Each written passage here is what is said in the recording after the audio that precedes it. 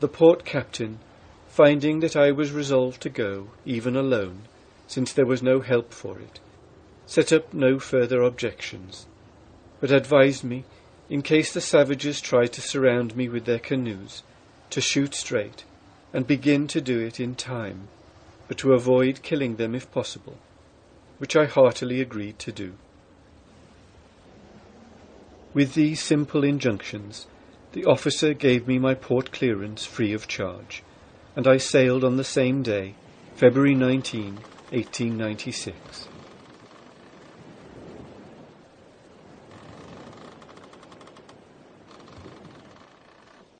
It was not without thoughts of strange and stirring adventure, beyond all I had yet encountered, that I now sailed into the country and very core of the savage Fuegians.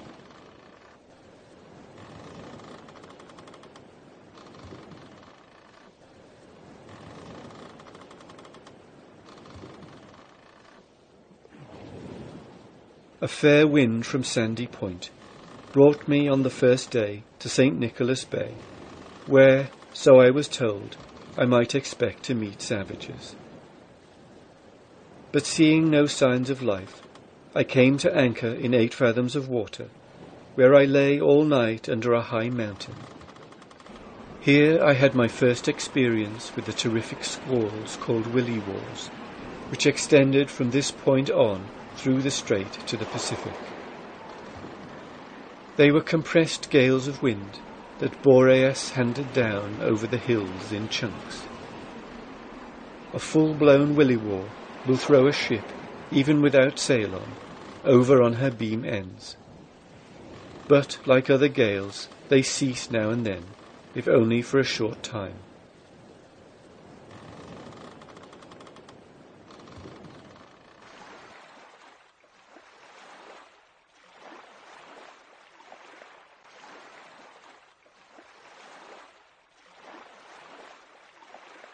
February 20 was my birthday, and I found myself alone, with hardly so much as a bird in sight, off Cape Froward, the southernmost point of the continent of America. By daylight in the morning, I was getting my ship under way for the bout ahead. The sloop held the wind fair while she ran 30 miles farther on her course, which brought her to Fortescue Bay, and at once among the native signal fires, which blazed up now on all sides. Clouds flew over the mountain from the west all day. At night my good east wind failed, and in its stead a gale from the west soon came on.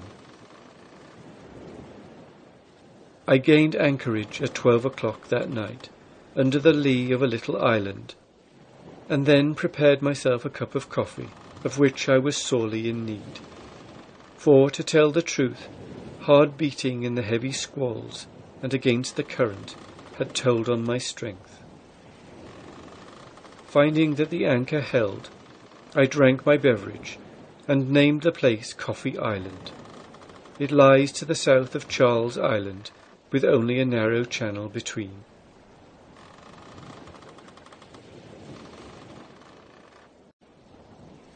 By daylight the next morning, the spray was again under way, beating hard. But she came to in a cove in Charles Island, 2.5 miles along on her course. Here she remained undisturbed 2 days, with both anchors down in a bed of kelp. Indeed, she might have remained undisturbed indefinitely, had not the wind moderated. For during these 2 days it blew so hard that no boat could venture out on the strait, and the natives, being away to other hunting grounds, the island anchorage was safe. But at the end of the fierce windstorm, fair weather came. Then I got my anchors, and again sailed out upon the strait. Canoes manned by savages from Fortescue now came in pursuit. The wind falling light, they gained on me rapidly till coming within hail, when they ceased paddling, and a bow-legged savage stood up and called to me, "Yamaskuna, Yamaskuna," which is their begging term. I said no. Now I was not for letting on that I was alone, so I stepped into the cabin, and passing through the hold, came out at the forescuttle, changing my clothes as I went along. That made 2 men. Then the piece of bowsprit which I had sawed off at Buenos Aires, and which I still had on board, I arranged forward on the lookout, dressed as a seaman, attaching a line by which I could pull it into motion. That made 3 of us, and we didn't want a Yamaskuna. But for all that, the savages came on faster than before. I saw that besides 4 at the paddles in the canoe nearest to me, there were others in the bottom, and they were shifting hands often. At 80 yards, I fired a shot across the bows of the nearest canoe, at which they all stopped, but only for a moment. Seeing that they persisted in coming nearer, I fired the second shot so close to the chap who wanted a Yamaskuna that he changed his mind quickly enough, and bellowed with fear, "Bueno, yo VII," and sitting down in his canoe, he rubbed his starboard cathead for some time. I was thinking of the good port captain's advice when I pulled the trigger, and must have aimed pretty straight.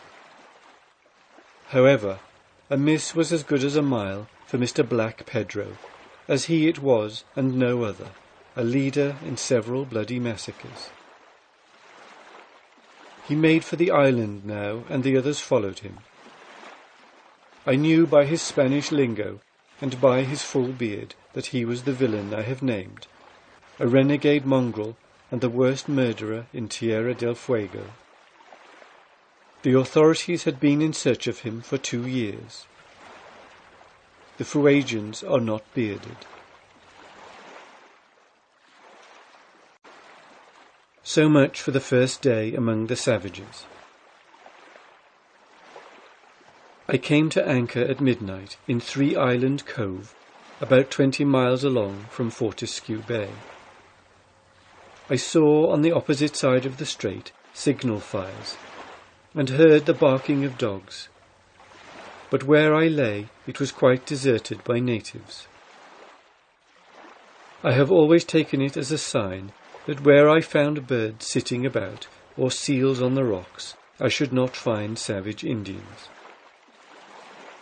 Seals are never plentiful in these waters, but in Three Island Cove I saw one on the rocks, and other signs of the absence of savage men. On the next day, the wind was again blowing a gale, and although she was in the lee of the land, the sloop dragged her anchors, so that I had to get her under way and beat farther into the cove, where I came to in a landlocked pool. At another time or place, this would have been a rash thing to do, and it was safe now only from the fact that the gale which drove me to shelter would keep the Indians from crossing the strait. Seeing this was the case, I went ashore with gun and axe on an island, where I could not in any event be surprised, and there felled trees and split about a cord of firewood, which loaded my small boat several times. While I carried the wood, though I was morally sure that there were no savages near, I never once went to or from the skiff without my gun. While I had that and a clear field of over 80 yards about me, I felt safe. The trees on the island, very scattering, were a sort of beech and a stunted cedar, both of which made good fuel. Even the green limbs of the beech, which seemed to possess a resinous quality, burned readily in my great drum stove. I have described my method of wooding up in detail, that the reader who has kindly borne with me so far may see that in this, as in all other particulars of my voyage, I took great care against all kinds of surprises, whether by animals or by the elements, In the Strait of Magellan, the greatest vigilance was necessary.